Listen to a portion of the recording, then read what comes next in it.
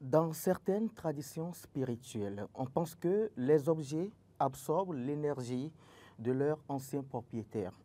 Un vêtement, une chaussure, des bijoux, un véhicule ou même des calcipes portés longtemps pourraient retenir bien sûr des émotions spirituelles ou des énergies négatives ou positives. Aujourd'hui, mesdames et messieurs, chers téléspectateurs et auditeurs du groupe de presse Eden TV Diaspora FM, nous allons bien sûr avec nos invités explorer la perception de la charge spirituelle des objets d'occasion, notamment de la friperie. Eh bien, je suis avec deux invités en principe. Il y a le second qui va nous rejoindre d'ici peu de temps. Mais déjà, avec le maître Euseb Arwandino, nous allons bien pouvoir démarrer. Euseb Arwandino, bonsoir. Bonsoir, monsieur Ben. Vous êtes métaphysicien. Oui. Aujourd'hui, nous allons aborder la charge spirituelle de la friperie. Oui. Est-ce que vous en portez? Un peu oui. Ah, un peu oui. Oui. Alors, dites-moi, Euseb Arwandino, quelle est la métaphysique de la friperie? Merci beaucoup, cher frère. Je salue tous les téléspectateurs. Il faut comprendre d'abord que tout est énergie. Oui. Tout est absolument énergie. Tout dispose d'une charge énergétique. Et lorsque vous prenez un vêtement, oui. Qu'il soit porté ou qu'il ne soit pas porté par quelqu'un, étant donné que c'est déjà une forme, parce que lorsque vous prenez les vêtements constituent des formes ou des formes de géométrie.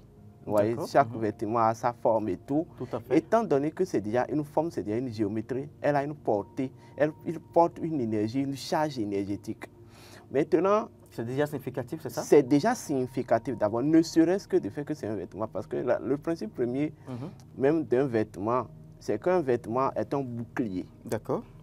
Vous comprenez? Ok. C'est un bouclier. Lorsque vous prenez n'importe quel habit que vous portez pour couvrir le corps, c'est un bouclier. Parce qu'il faut, retournons même symboliquement dans la Bible dite des chrétiens. D'accord, ok. Mais pourquoi vous dites dite des chrétiens? Pourquoi? La Bible est universelle, non? Je dis dite des chrétiens parce que tout ce qui est répertorié dans ces livres ne sont que des plagiats des autres livres saints. C'est vous qui le dites, hein? Voilà. C'est vous qui le dites? Oui, c'est moi qui le dis, ça n'engage que moi. D'accord. Alors, donc, lorsque vous allez dans la Bible des chrétiens, dans Genèse 3, à partir des versets 19 à 21, il est dit, comme vous avez mangé le fruit, Dieu dit, comme vous avez mangé le fruit de l'arbre qui se trouve au milieu du jardin et que vous connaissez le bien et le mal et que vous vous êtes retrouvés nus. Tout à fait. Alors, ils disent que Dieu prenait de la verdure pour les former en fait des chemises. Oui, ok, oui. Afin qu'ils couvrent leur nudité. Tout à fait. Mais vous devez savoir que c'est une manière symbolique d'énoncer la chose. Quand on parle des chemises, en fait, Adam symbolise l'esprit humain. Ève symbolise l'âme humaine. Et quand on dit Dieu a pris de la verdure pour créer, pour les construire en fait une chemise, c'est pour dire qu'en réalité, Dieu, ça désigne encore en fait Adam et Ève ensemble. Ça veut dire quoi? Lorsque Adam et Ève, lorsque l'esprit et l'âme ont découvert leur propre nudité, ils étaient obligés de densifier une partie de leur énergie pour créer ce qu'on appelle le corps physique qui va les servir maintenant d'enveloppe. Donc, en fait, un vêtement, c'est tout simplement un bouclier. C'est tout simplement, en fait, un rideau énergétique. Ça veut dire que tout objet, c'est pas que ce soit chemise, n'importe quel habit qu'on enfile. Quel habit qu'on enfile, dans sa métaphysique, c'est un bouclier. D'accord. Voilà, c'est d'abord ça en fait. Très bien. Alors, mais dites-moi, mais faut-il s'inquiéter de l'usage de la friperie? Oui et non. Pourquoi? Oui et non. Oui, dans quel cas? Oui, dans le cas selon lequel c'est des objets d'occasion, c'est supports d'occasion, c'est des éléments utilisés par d'autres Vous voyez? Donc, il y a eu déjà des interactions énergétiques qui se sont déroulées au sein de ce bouclier ou au sein de cet habit-là. Donc, cet habit porte certaines charges. Parce que je vais vous expliquer une chose. Il y a une loi de la magie, une loi universelle de la magie qui dit ceci. Lorsque deux choses ont été en contact, ils demeurent toujours en contact après la séparation, quelle que soit la distance. Donc, si j'ai mon habit, vous voyez, ça vient de chez le tailleur, je l'ai utilisé ne serait-ce que pour une seule fois. Cet habit demeure en contact avec mon énergie, elle porte mon énergie, même si je me sépare d'elle. C'est spirituel. C'est spirituel en fait. Donc, par conséquent, si je suis d'une mauvaise qualité énergétique, je suis d'une forme d'équilibre énergétique nauséabonde, celui qui va par la loi en fait du contage, la loi de la sympathie contagieuse, celui qui va porter cet habit sera infecté. Il sera influencé par cette énergie, quoi qu'on dise, par en fait cette qualité énergétique, cette charge énergétique que porte l'habit. Voilà pourquoi les anciens disent que quand pour porter une habit, il faut forcément la purifier. D'accord. Au fait, je voudrais déjà, à l'entame de cette émission, rappeler à toute la population, tous ceux-là qui sont en train de nous suivre, que nous ne sommes pas sur ce plateau. Nous n'avons pas la prétention de faire une contre-publicité à tous ceux-là qui sont dans le secteur de la friperie ou des venus de France, voilà, si je peux m'exprimer ainsi. Mais néanmoins, c'est pour éveiller les consciences. Alors, non seulement ça, je le disais toujours à l'entame de l'émission, que le second invité va nous rattraper, il est là. Rogatien Odé, bonsoir. Bonsoir, M. Ben. C'est un plaisir. Merci d'être des nôtres. Merci beaucoup. Alors, nous avons déjà abordé le sujet. Nous sommes en plein développement. Tout à fait. La charge spirituelle de la friperie. En effet, merci. Ou tout autre objet. Alors, je demandais au maître Awandino, je vous repose la même question. Faut-il s'inquiéter de l'usage des friperies? Non, pas du tout. On ne devrait pas s'inquiéter de l'usage des friperies. Maintenant, il y a des connaissances. Il y a des connaissances que les hommes doivent avoir. Parce que tout objet porte une mémoire. Vous voyez maintenant.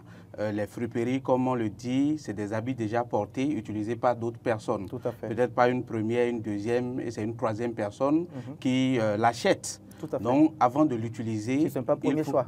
Voilà, si ce n'est pas le premier choix, il faut le purifier. Oui. Il faut forcément le purifier avant de le porter. Même pour la première fois où vous achetez un habit, un pain qui doit couvrir le corps, il faut bénir ce pain-là. Vous voyez maintenant, il faut bénir ce pain parce que c'est passé dans l'industrie, ainsi de suite, avant d'atterrir sur le marché. Il y a des mains qui ont peut-être touché. Vous savez, les chapeaux même que nous portons, il y a des gens qui vont essayer ça, qui essaient de mettre ces chapeaux-là et quand ça ne leur va pas, ils disent, bon, je vais voir le second et après, ils finissent, ils n'achètent pas.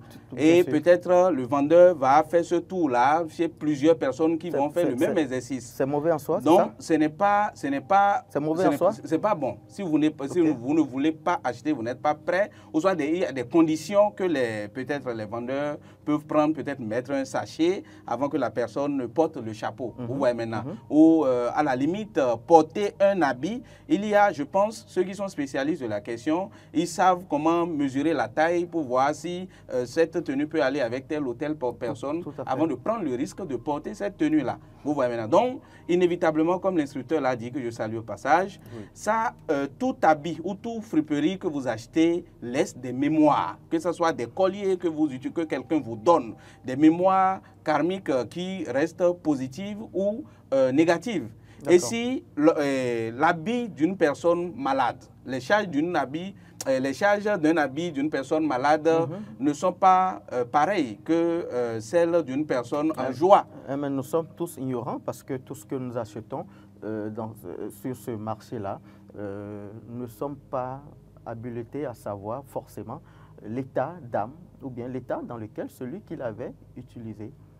En effet, vous savez, il y a des gens même qui vont porter juste des friperies, des habits qu'ils ont achetés et ils vont s'entremêler avec leur mari ou avec leur femme à la maison proprement. Parce que l'énergie que dégage, c'est-à-dire le système énergétique qui caractérise cet habit-là, c'est de libérer la guerre, c'est-à-dire le feu. Ça veut dire que Vous croyez toujours que les vêtements conservent les énergies de leurs anciens propriétaires? Bien sûr, les vêtements, le vêtement qui a été porté par quelqu'un et qui n'a pas été purifié avant d'être utilisé par quelqu'un d'autre, il y a des mémoires, il y a des traces énergétiques qui restent. Vous en achetez? Bien sûr, on en a acheté. Bon, aujourd'hui, nous avons la culture de faire les premiers choix. Vous voyez maintenant, de faire les premiers choix. Mais à un moment donné, c'est des comportements qu'on a eus. Vous voyez, c'est des comportements qu'on a eus, même à des moments donnés, dans l'ignorance et tout. Et c'est avec le temps, ceux qui nous suivent actuellement, il y en a qui n'ont jamais eu connaissance de ce que nous sommes en train de dire. Il y a d'autres qui vont croire, il y a d'autres qui vont dire que bon, c'est n'importe quoi, que ça n'a pas de sens. Mais inévitablement, tout est spirituel. Et qu'on le veuille ou non, ça a forcément un sens et ça laisse des traces. Mais Zeb Arwandino, est-ce que porter des vêtements d'occasion peut avoir un impact spirituel? Et quel genre d'impact spirituel ça peut avoir sur celui qui porte ça? Vous entendez souvent que, supposons que quelqu'un est en Allemagne et on veut lui faire des travaux au Bénin, oui. Étant donné qu'il ne peut pas se déplacer, quand on trouve son habit, on peut lui faire des travaux et il va ressentir chez lui. Vous entendez souvent même qu'il arrive qu'on dit que celui-ci a été un grand prêtre, un grand initié, lorsqu'il est mort, on a conservé son manteau et quand quelqu'un touche ce manteau-là, la personne trouve la guérison ou trouve... Tout à fait. Voilà. Le truc, c'est quoi? Lorsque vous portez un habit, vous transpirez, quoi qu'on dise, vous le sachez, vous ne le savez pas, en fait, une charge, votre charge énergétique à l'habit. Et étant donné que l'habit, c'est une géométrie, je le dis toujours, regardez ça, l'habit que vous voyez, c'est une forme, donc c'est une géométrie. En fait, cette géométrie conserve, vous voyez, dans sa mémoire, cette charge énergétique que vous l'avez transférée. Vous comprenez? Donc, si elle n'est pas purifiée avant d'être libérée, avant que vous la libérez, celui qui va venir prendre ça, lorsque lui-même ne purifiera pas, ne va pas en fait rendre ça neutre, il y aura cette charge énergétique-là qui va, quoi qu'on dise, peser, vous voyez, ou qui va, quoi qu'on dise, impacter votre équilibre énergétique à vous. Cela dépend. Si l'individu qui avait porté l'habit, oui. Vous voyez, imaginez tout ce qu'il a fait avec cet habit-là. Vous voyez, l'habit va conserver l'historicité vibratoire de tous les actes que l'individu a posés. Que le propriétaire, c'est ça? Le propriétaire, le premier propriétaire, okay. Voilà, où les successeurs ont posé dans cet habit-là. Donc, si vous ne savez pas, vous portez tel que vous devez porter, votre énergie va juste relayer cette histoire, cette historicité vibratoire-là. Voilà pourquoi je vais vous donner un exemple. Même si ce n'est pas un habit porté, comme l'a dit mon frère, oui, en fait, même si ça n'a jamais été porté, et étant donné que c'est un habit, c'est une géométrie, là, il y a une loi naturelle qui dit la nature a horreur de vide. Tout à fait. Lorsque vous déposez l'habit là, qui vous a dit que vous êtes, que vous avez déposé l'habit là, ça constitue un espace. Donc, la nature ayant horreur de vide, vous l'avez déposé là, il y aura des énergies, des entités qui vont venir occuper ça au moment où vous avez déposé. Tout en étant neuf, c'est ça? Hein? Tout en étant neuf? Tout en étant neuf. Voilà pourquoi je vais profiter pour vous donner un code. Sachez d'abord que quand vous déposez un habit, neuf ou pas, vous déposez ça là, il y a forcément une possession d'entité qui se déroule parce que la nature a horreur de vide. Et étant donné que c'est un habit, c'est une géométrie. Et comment s'en débarrasser? Voilà. Lorsque vous prenez une habit, essayez de secouer l'habit 3 fois. D'accord. On secoue l'habit 3 fois. Secouer juste l'habit 3 fois. Cela permet d'abord de décharger l'habit de toutes les mauvaises... Bon, je ne vais pas dire mauvaises. Est-ce qu'il y a un verbe à prononcer? Bon, on va y venir. Non, mais c'est de façon simple. Pendant qu'on y est en même temps. Hein? Pendant qu'on y est en même temps. Bon, en fait, d'abord, de façon simple, il faut secouer d'abord 3 fois l'habit. Et en secouant l'habit, en fait, vous recitez cette formule que j'appelle la formule Trine. Que la vie soit, que la lumière soit, que les bénédictions soient. Ce qui veut dire quoi? Lorsque vous avez secoué l'habit, vous avez dégagé de l'habit toutes les énergies qui se sont installés par en fait imposture. Vous comprenez? Et à partir du moment dont vous avez fait ça et vous prononcez cette formule-là, ça veut dire quoi? Vous avez intégré dans cet habit maintenant en fait l'énergie de vie, la lumière et en fait toutes les bénédictions. Donc vous vous harmonisez. Quand on dit bénir une chose, vous savez, quand on dit bénir une chose là, bénir une chose, ça ne veut pas dire appeler Dieu dans la chose. Mais en langage hermétique, quand on dit bénir une chose, ça veut dire s'harmoniser avec la chose. Donc lorsque vous dégagez cet habit des énergies et d'imposture, et vous, en fait, vous allez en fait créer des conditions d'harmonie avec cet habit. Donc cette formule permet de créer ces conditions d'harmonie. Avant de l'enfiler. Voilà, avant de porter ça. Avant de porter. Mais regarde, c'est déjà une première recette. Qu'est-ce que vous conseillez? Eh bien, la purification de ces habits-là... Parce que nous sommes tous ignorants. En effet. Comme l'a dit l'instructeur, l'habit peut représenter un homme. De la même manière, il y a des rituels que nous faisons, comme il a dit. Quelqu'un peut être à Washington, quelque part, vous prenez juste son habit pour le purifier ou pour le protéger, ou bien pour le débarrasser d'une énergie négative qui l'accable et qui stagne dans sa vie, il n'avance pas. Comment cela se passe? Alors, pour la purification, n'est-ce pas? Non, celui qui est peut-être qui n'est pas ici au Bénin, qui est à l'étranger, alors que vous devez effectuer des travaux spirituels. Un rituel pour conjurer un mauvais sort ou bien un mauvais sort ou la mort, par exemple. Il y a d'autres ingrédients qui entrent en jeu. Il y a d'autres ingrédients où on peut avoir du bois, un certain type de bois, un certain type de plante, ou parfois ce que nous appelons le botio.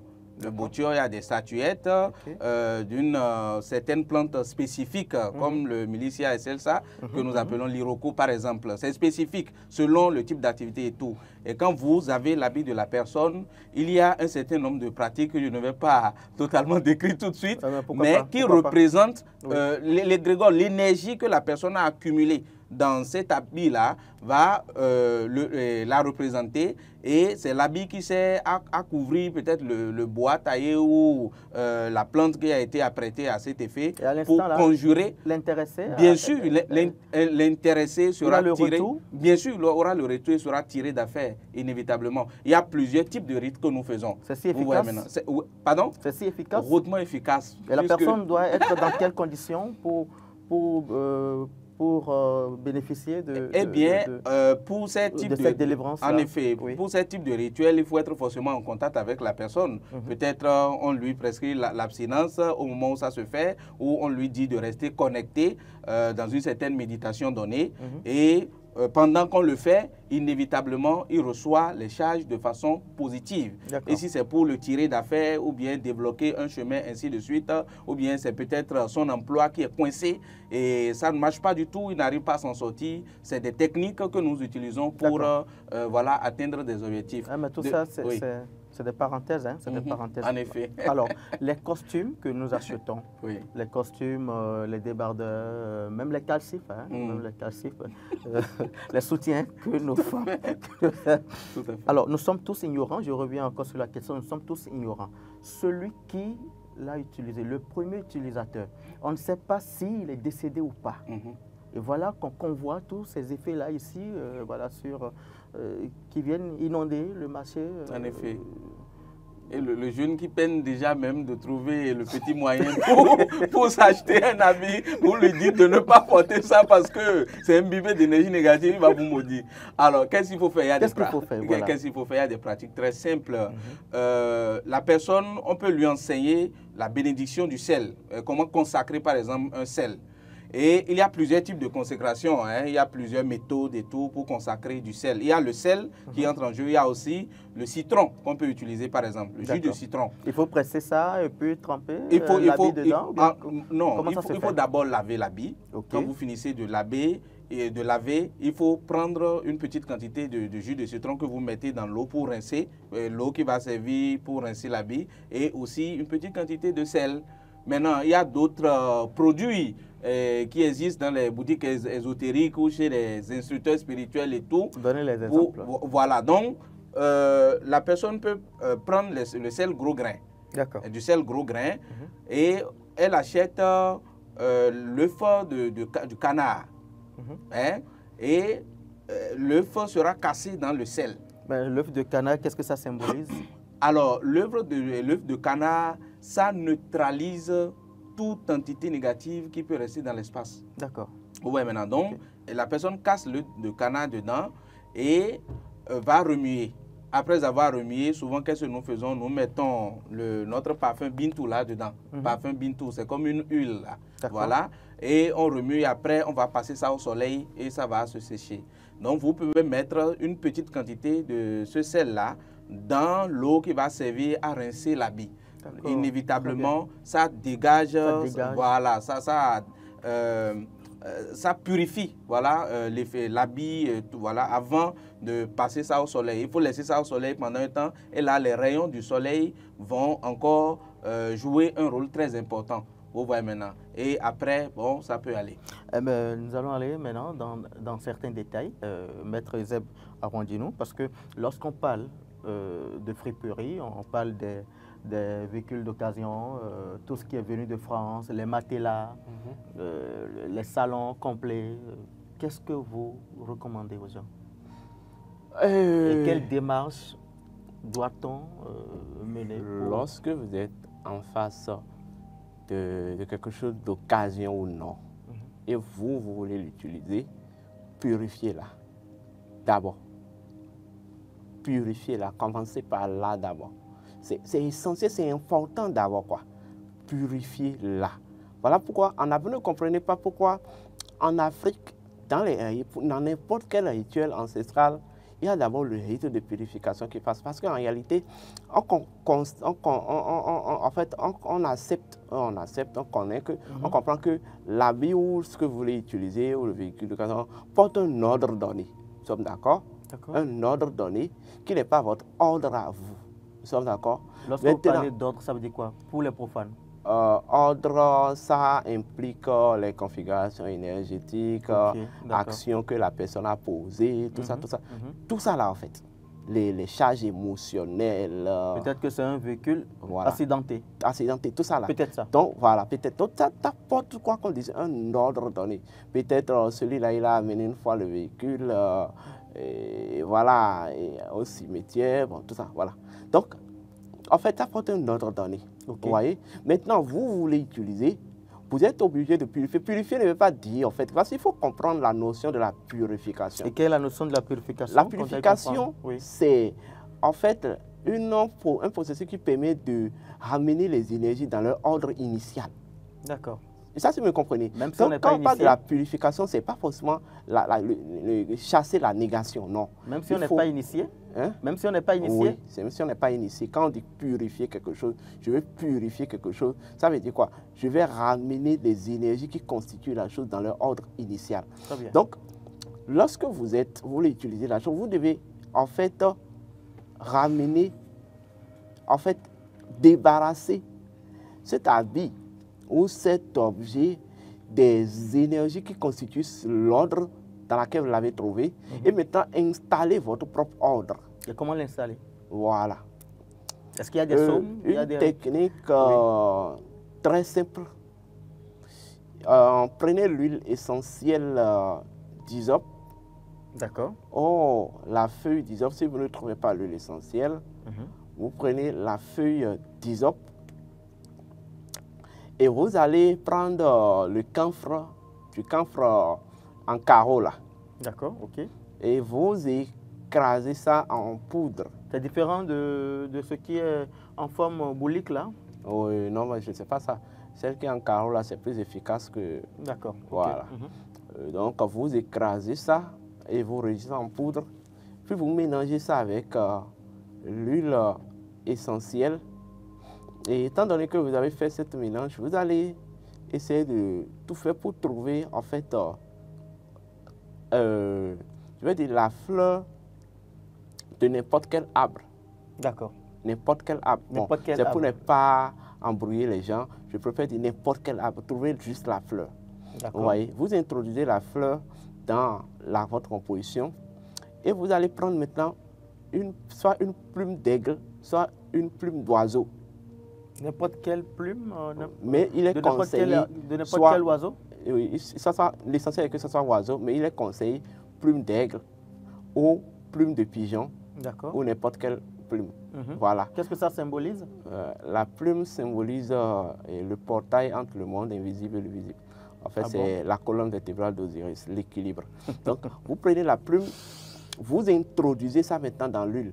Vous disposez l'habit de la sorte que l'habit soit droit, quoi. Vous savez, vous disposez correctement l'habit, quoi.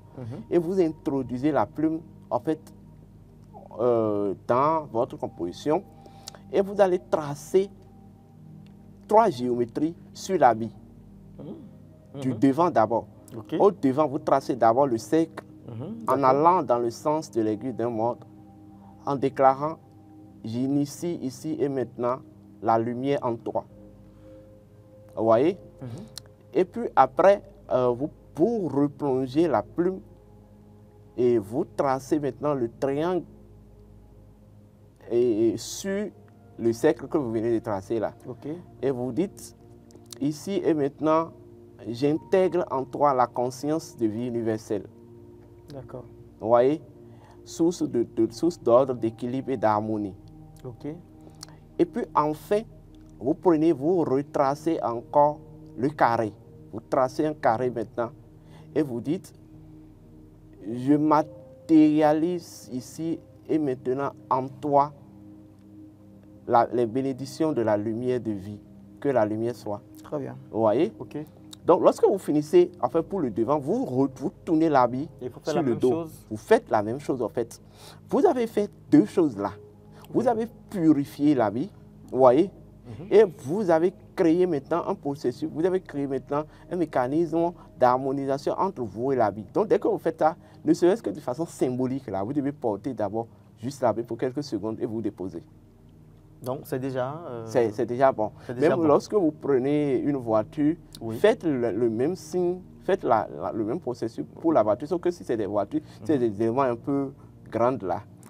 Le mieux, c'est d'utiliser les feuilles là, même les feuilles d'hysope.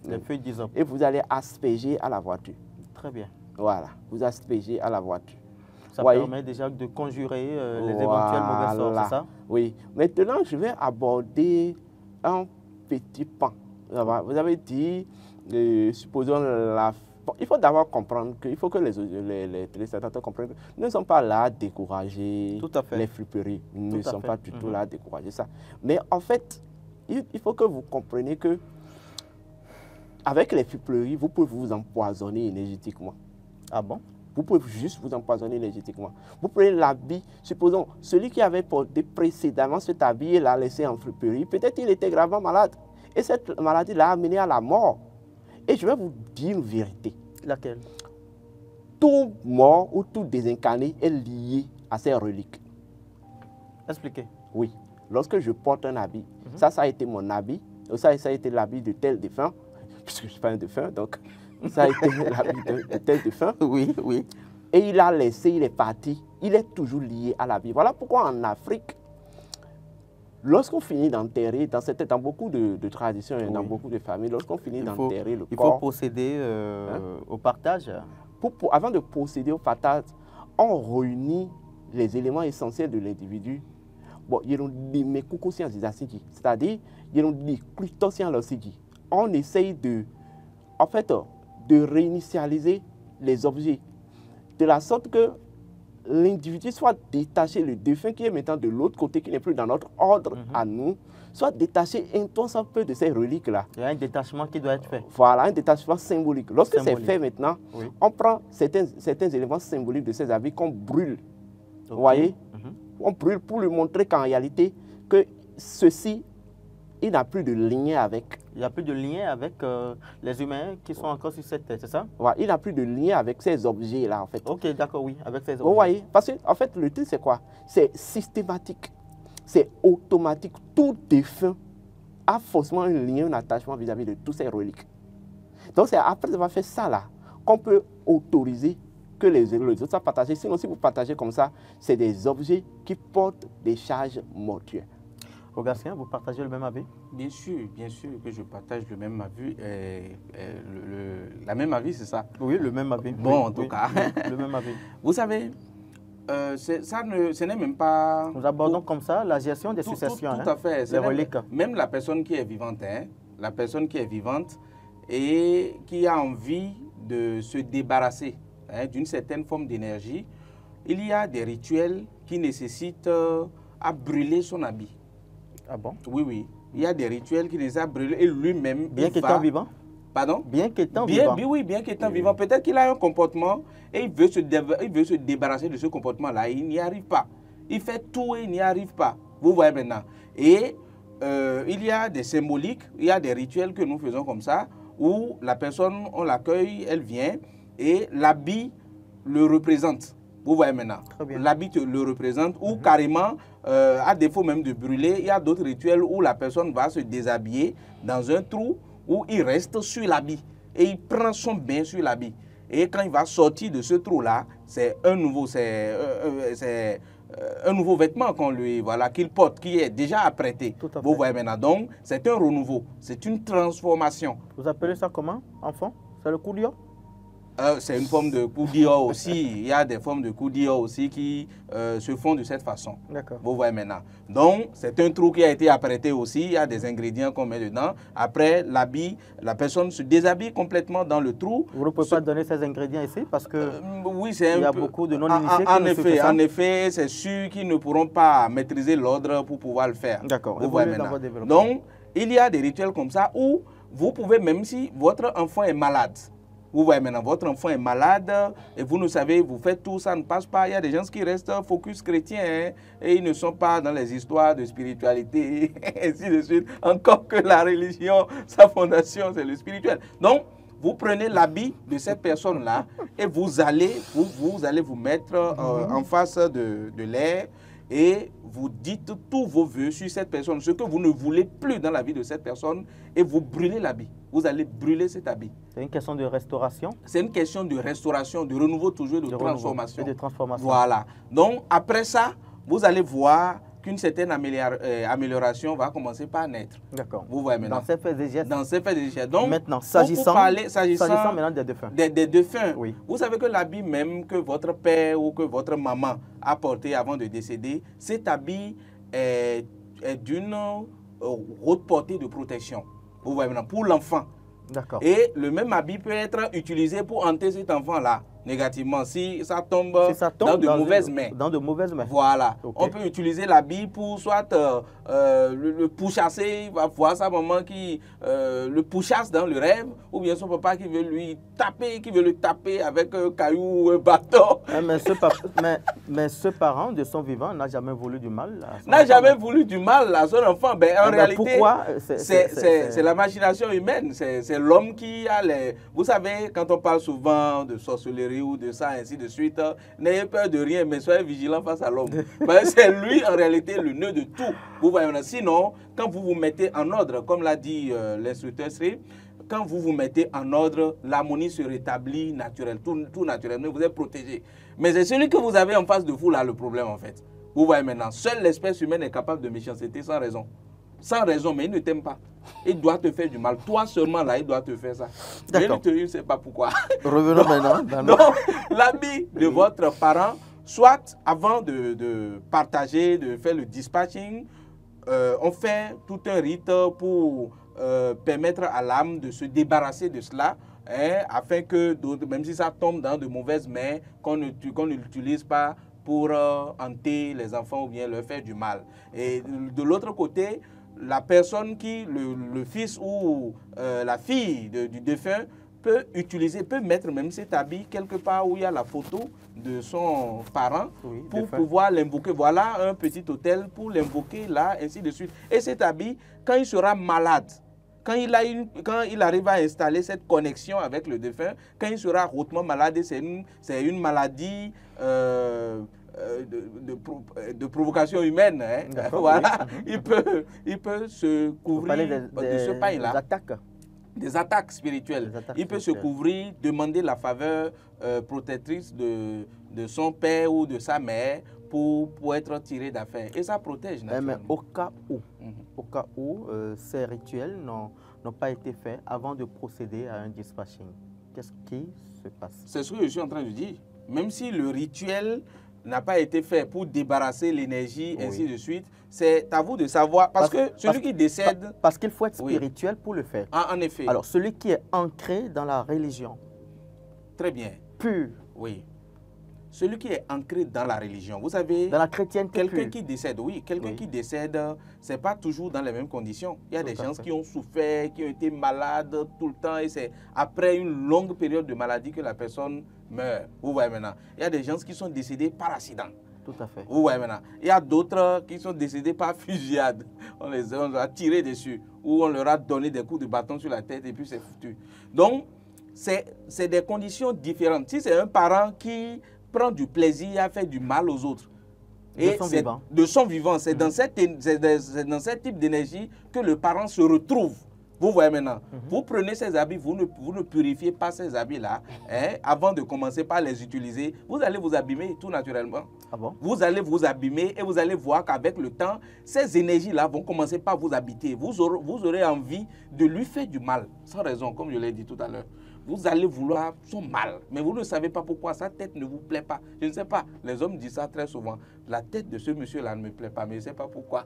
Vous voyez maintenant. Donc, il va commencer par avoir des... Parce qu'il y a une connexion, voilà, de l'antipathie, d'une certaine forme de haine, où la rancune, où ça n'arrive plus à se débarrasser. Donc, les énergies commencent par renaître en cette personne-là. Vous voyez maintenant. Donc, il faut faire très attention. Si c'est un parent qui a été d'une certaine vertu connue pour ce qu'il a été et tout, vous pouvez garder soigneusement son habit. Peut-être c'est un parent qui vous a tout le temps protégé, qui est resté et tout, et c'est pour vous qu'il est parti. Vous voyez maintenant.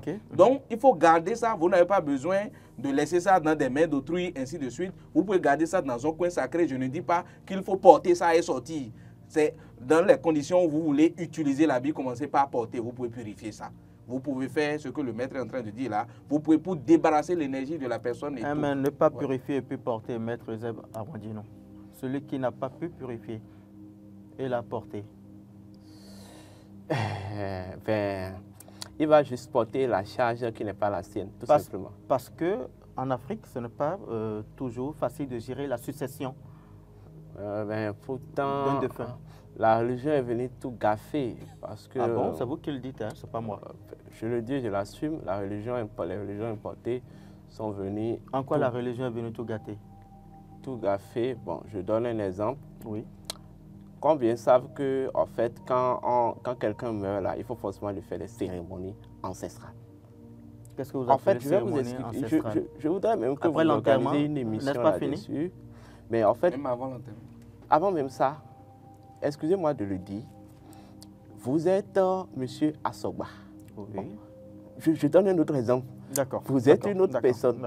Vous avez vécu dans une famille. Vous êtes resté dans la famille jusqu'à vous avez quitté ce monde. Vos ancêtres s'appelaient tel nom. En fait, nous sommes d'accord. Maintenant, vous allez dans une supposée, je ne sais pas, congrégation.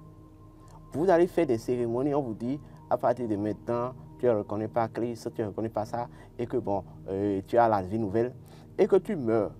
Étant donné que tu vas mourir là, étant donné que les ancêtres qui ont fondé la congrégation dans laquelle tu es ne reconnaissent pas tes ancêtres, il n'y a rien à faire. C'est tes ancêtres qui vont te récupérer, que tu ne veux ou pas. Ne pensez pas que quand ils se désincarnent, quand ils finissent de foutre la merde, de l'ignorance et qui se désincarnent là, ne pensez pas que ce qu'on les fait comme, voilà, dernière cérémonie religieuse, ça ne les accompagne nulle part. C'est vos cérémonies ancestrales qui est utile, qui joue un grand rôle dans la suite du cheminement qui attend le défunt. Je pense que ça, là, il faut que ça soit clair dans la tête des gens d'abord. Je ne vous arrête pas, mais je voudrais déjà demander à la régie d'ouvrir la ligne. C'est bien le 01 48 52 94 02. Nous sommes en direct sur Diaspora FM, la 102.3. Donc, les auditeurs aussi peuvent intervenir. Continuez votre développement, s'il vous plaît. Alors, donc, il y a une adage qui dit, bon, maintenant, lorsque un défunt utilise quelque chose et laisse ça, et vous voulez utiliser ça, bon, vous savez, si le rituel de réinitialisation n'est pas fait, le défunt est encore lié à ça. Maintenant, lorsque vous prenez, vous voulez utiliser... Le défunt vient chercher l'objet? Hein? Il vient chercher l'objet pour l'exploiter?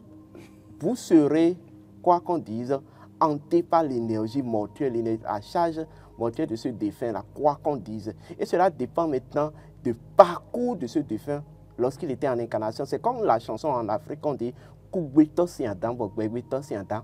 Adam, Tata, Bebeto, c'est parce que l'autre est déjà de l'autre côté.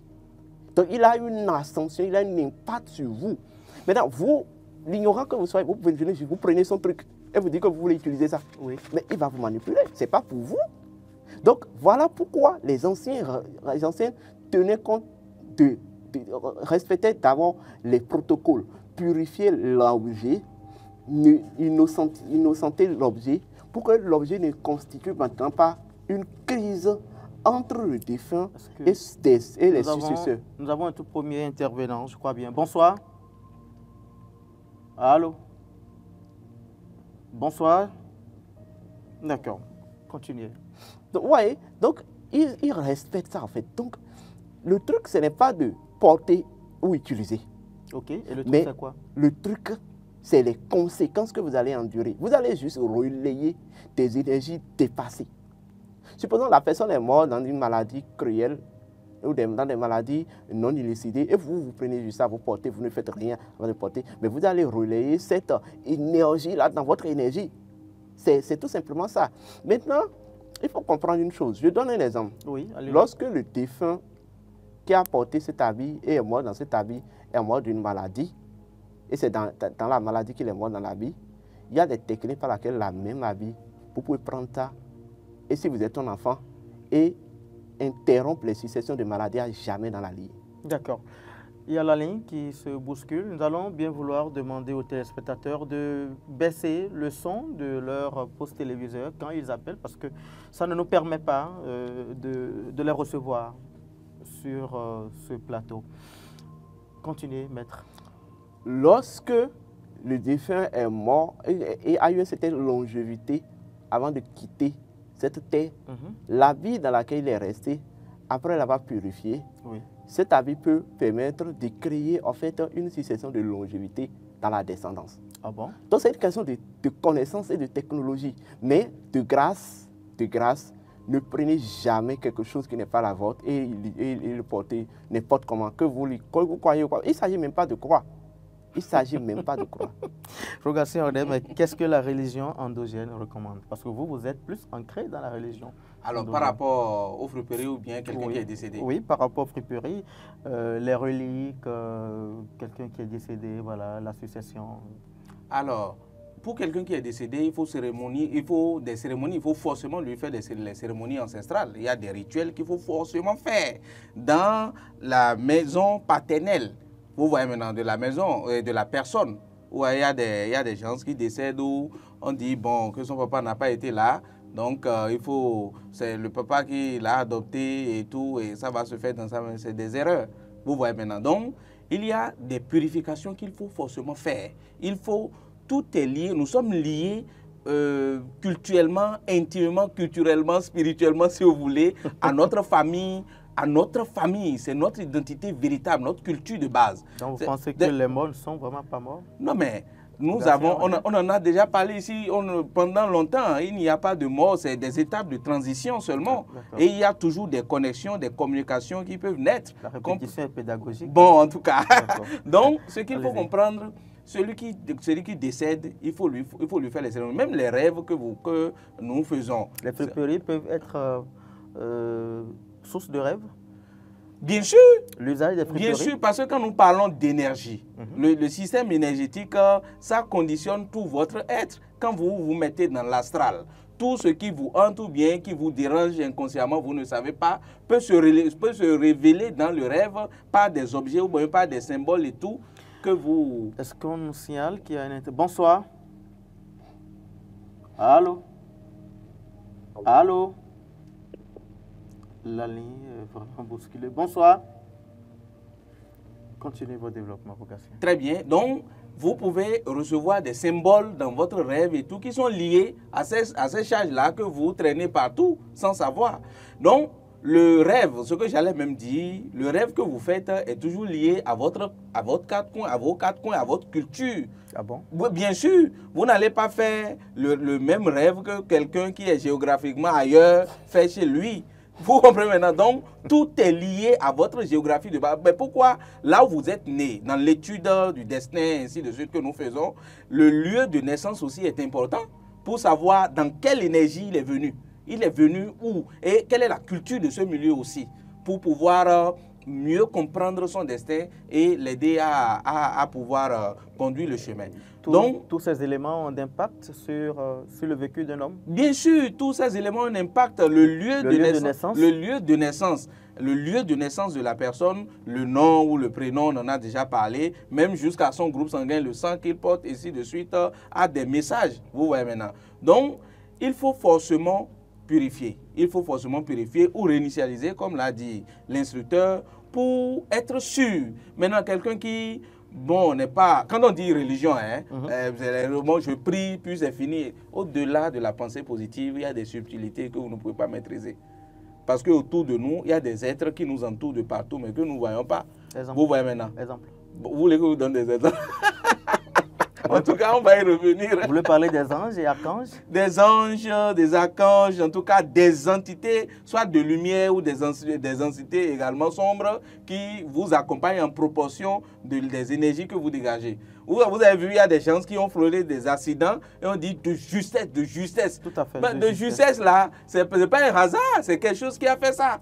Vous voyez maintenant, ce n'est pas prévu pour vous. Et vous avez des garde-corps qui vous entourent de partout. Donc et qui vous protègent, qui vont dévier. Le hasard n'existe pas. Voilà, ça n'existe pas du tout. Vous voyez maintenant. Donc, tout est un ordre. Tout est une programmation lointaine. Donc, en proportion de ce que vous dégagez, vous recevez les charges proportionnelles.